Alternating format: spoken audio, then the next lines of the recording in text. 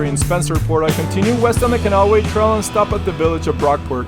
This quaint village is known as the Victorian Village on the Erie Canal and is listed on the National Register of Historical Places.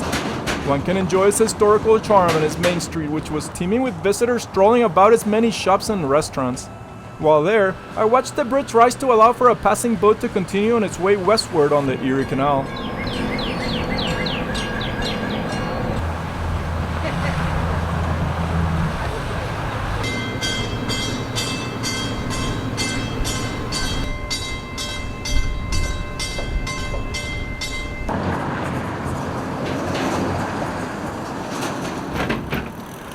Once back on the trail, I keep a steady pace but stop short of the village of HOLLEY to say hello to a fellow cyclist heading east. She shares with me where she's riding from and where she's heading. The route she chose to cross the United States is clearly not the easiest one, as she's had to deal with the Midwest headwinds and serious climbing in the Cascade Mountains so far, and she's now looking to do more climbing in the coming weeks in Vermont and New Hampshire to finish her crossing in Maine. Just ran into Marianne Anderson from Minneapolis. Yes. Yes, I got it right. And she's been cycling across the country. I started in Anacortes, Washington, and I've been on the road since June 6th, and I've done like 3,300 miles so far. That's and insane. About 700 to go. Wow, where's your ending point? Bar Harbor, Maine. Wow, you're gonna go all the way up. I'm planning it. Are you gonna go through Vermont? Yes. I just did Vermont. It's hilly. It's fun. It's all right. It's all right. It's a lot of fun. Handle that after the Cascades, although I understand the mountains are really different in the east, like short, steeper. They are steep. Very steep. Yeah. Where'd you go in the Cascades? Palouse Cascade Trail? The John Wayne Trail? I went along the Northern Tier route, so I went essentially like on US 20 and parallel to US 20 most of the time.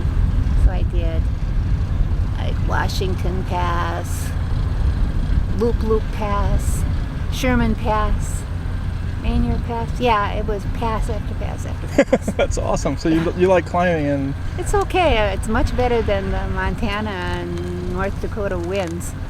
Yeah, I would agree with that. Yeah. So you're planning on doing more tours after this? Definitely. I haven't figured out what yet, but I think I still have some years of riding in me. It's nice meeting you, Marianne. Nice meeting you. I hope you stay safe on the road. Yeah, take care. And what's your name? Diego. Diego.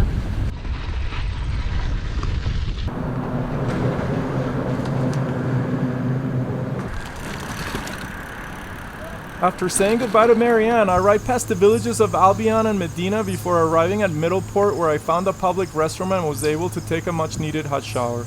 As I was leaving, I stopped to chat with Bill, a resident of this village who was enjoying this afternoon fishing on the canal. He recommended I camp right where we were on the edge of the canal, as he explained many travelers coming through do. We sparked conversation, mostly talking about cycling, his wife's cooking, and fishing on the canal. It's simple. It's worms and a couple of split shot. I like to sit and not be too busy. What's the best thing you've caught? I've got some big channel cats out of here. Oh, some yeah? nice sized smallmouth bass, just like you're talking. Could you keep them? Never. Oh no, it's just always very quickly get them back in the water. Well, I better do it quick. I got to get a hat here. The wife's got supper with me. What's she making? Tonight it's rice thing, and there's shrimp in there, and some sausage, and I forget what she calls it. She's going all out. It'll be good, yeah. Uh-oh. Yeah, we got some things going on. He's swimming towards you. I think he is, or he's just kind of drifting with the current a little bit. You're going to be patient, huh? Oh, yeah. I like to see him take it. What's your strategy right now? Right now, I'm just watching the line. I want to see him take it, really move with it. Whoa. Whoa! We got him. You got him, huh? Yeah. Oh, awesome, man. Yeah. See, that's what I'm up to. That's so great, Bill. And I'm just going to cut the line and let him go. Let him live. Yeah. I don't want to hurt him by digging away in there with the pliers. I agree. Yes, he'll survive. There you go, a rock bass. Good job.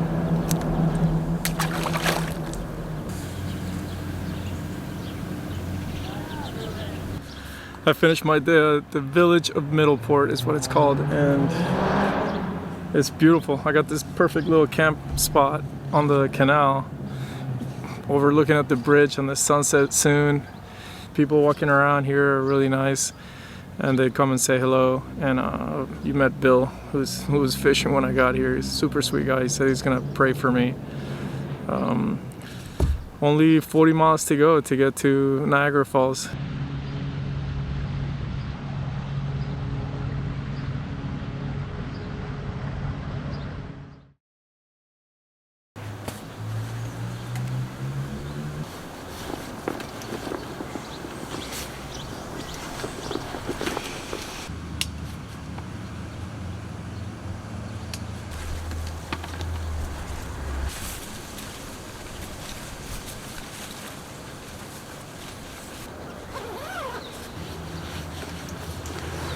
On this last day on the Erie Canal, I can't help but to look forward to cherishing every last mile before reaching the city of Niagara Falls, where I'll be staying in a hotel for 3 nights so as to visit the falls and work on creating episodes for my channel.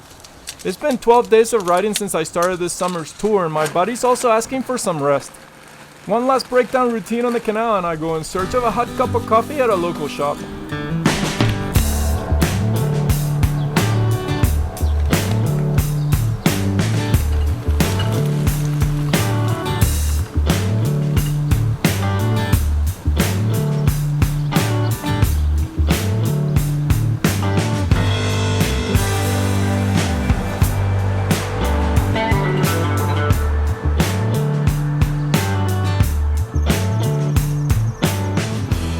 Afterwards, I end up in the village of Gasport, where I meet Dennis and Sherry at the local Ace hardware store. I gotta stop at this hardware store. There's an Ace hardware in Gasport.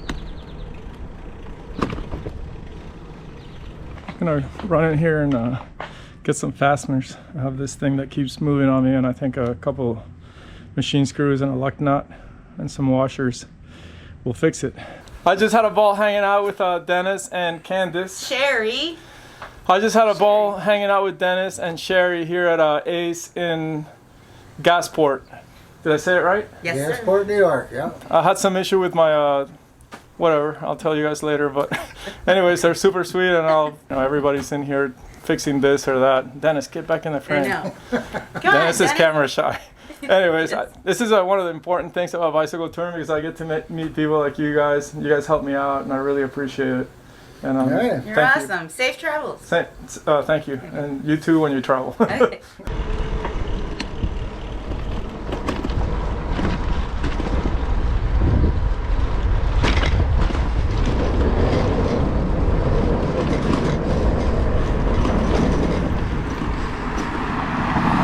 Back on the trail. What a ball I had at the hardware store at Ace in Gasport with Dennis and Sherry.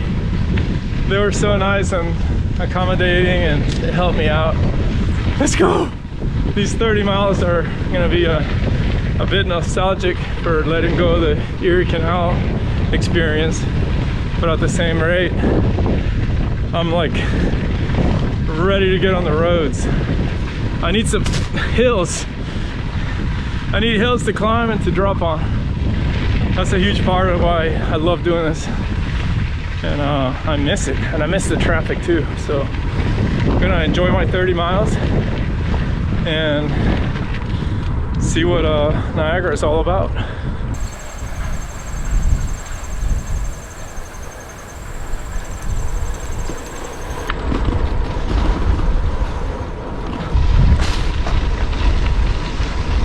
Hello. Hello. Hi. Hello. Some miles later, and I reach the city of Lockport, where I'll be leaving the Erie Canal and the Canalway trail behind. These memorable days I've spent riding this trail will be forever in my fondest memories. The people I met along the way and all the different sights have made for a great start to my second tour across North America. All this week has done is further fuel my desire to continue on and absorb all I can of this wonderful country. Hello. Hi. The city of Lockport is the only location where one can see both manually operated as well as contemporary mechanically operated locks. It's here where engineers figure out a resolve to the difficulty of surmounting the Niagara escarpment to bring the Erie Canal to its terminus at Buffalo, thereby connecting Lake Erie and the Great Lakes to the Hudson River in New York City.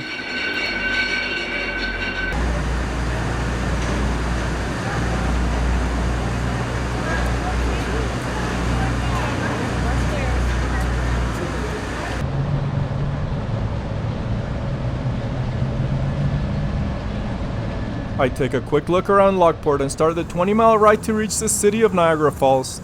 On the way out of the city, I spot an interesting barber shop with a unique name and take the time to stop at a self-serve car wash to rinse the trail dust off my bike.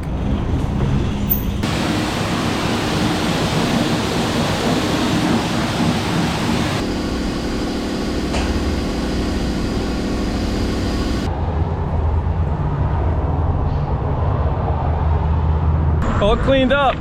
I just sprayed it, not ferociously, just enough to get all the dust and mud from the trail off. And later, once it's dry, I'll just lube everything back up and get it tweaked. Got about 18 miles to get to this hotel that I got, like about maybe 2 miles from Niagara Falls. I think I paid $100, a little more, over $100, $120 a night.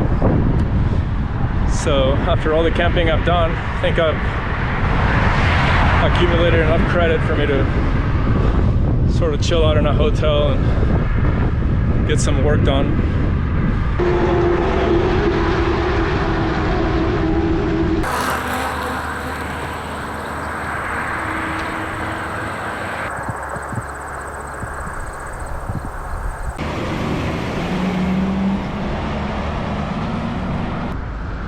Nothing so far today has prepared me for the gem of a person I was about to meet.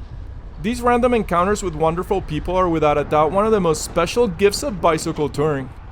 This meet happened halfway to Niagara Falls when drawn to stop for a peach at a roadside produce stand by this colorful sign. I'm all about peaches. As I devour the juicy drupe, a fellow cyclist stops with similar intentions. We get talking, and the more I learn about him, the more I want to document his vibrance with my camera. I politely asked him and he agreed. I met Schmeltz. He's a retired Air Force guy from the Niagara Air Force. Yeah, the 107th Air Force Base. I was an aircraft inspector for about, well, I got 28 years in the military. I was originally in the Marine Corps, and I used to run a lot, but now as I get older, my back doesn't tolerate running, so I just do biking and stay in shape that way and work out with weights and do chins and dips and stuff like that. So how many years have you been bicycling? Oh, about 45 or so. And how many days a week do you bicycle? Just about once a week. Once or twice? Yeah, maybe twice. Twice? At the most, yeah. And how many miles do you do? 30 to 40. Oh, that's good.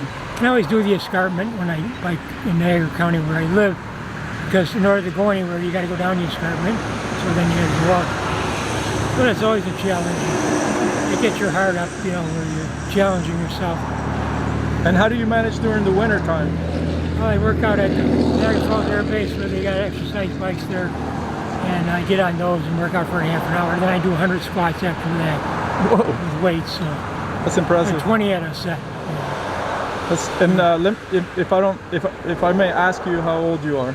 I just turned 80 July 9th. So, wow. Yeah, you're an inspiration.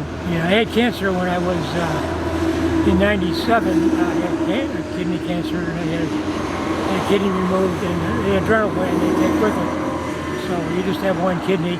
So you probably don't recover as well as you would with 2 kidneys. So you're not gonna, you're gonna need a little extra rest and stuff like that. But, wow. That's what happens when you give up a kidney. Some people seem to tolerate it pretty well, but I think you're gonna lose something along the way there. It's great meeting you. Recovery. It's really a pleasure to meet you. The biggest thing I found out is nutrition, sleep, and getting enough rest in between. You're only gonna benefit from what you can recover from. If you don't recover, you're really hurting yourself by exercising more than you really need. That's true. I think that's pretty important. Yeah, I should listen more to that. Yeah. Because sometimes I feel like you got to take a lot of supplements when you get older, because you're not going to be metabolizing enough, and you're not going to get enough vitamin D3, which is a hormone. Even though you get as much sun as you want, you're not going to get enough as you reach my age by any means. And you got to get your own blood work done and follow your own blood work, which doesn't lie. Wow, that's a. So you really do maintain at a high level. Yeah, I try to look at everything. If you want to get older, you're gonna have to work on it.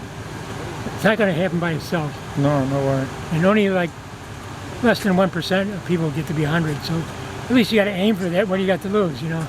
It's about the quality of life while you're doing it. Right, and you're not gonna have much fun when you're dead. So you got to keep going. Shmuel, it's such a great pleasure to meet you, sir. Well, thank you. And, thank you for your service too. Thank you. Bye.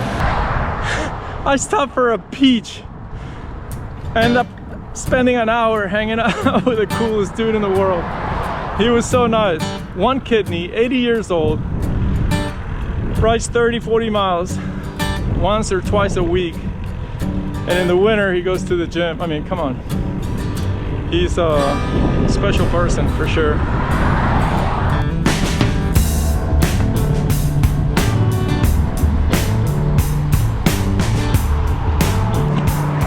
Soon after this wonderful encounter, I ride past several detour signs on my route to the city of Niagara Falls, betting that I'd be able to find my way through whatever the blockage was. I just gotta get to those lights and take a left.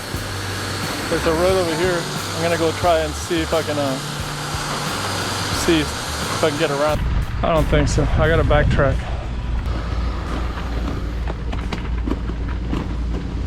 I gotta backtrack and actually pay attention to the detour.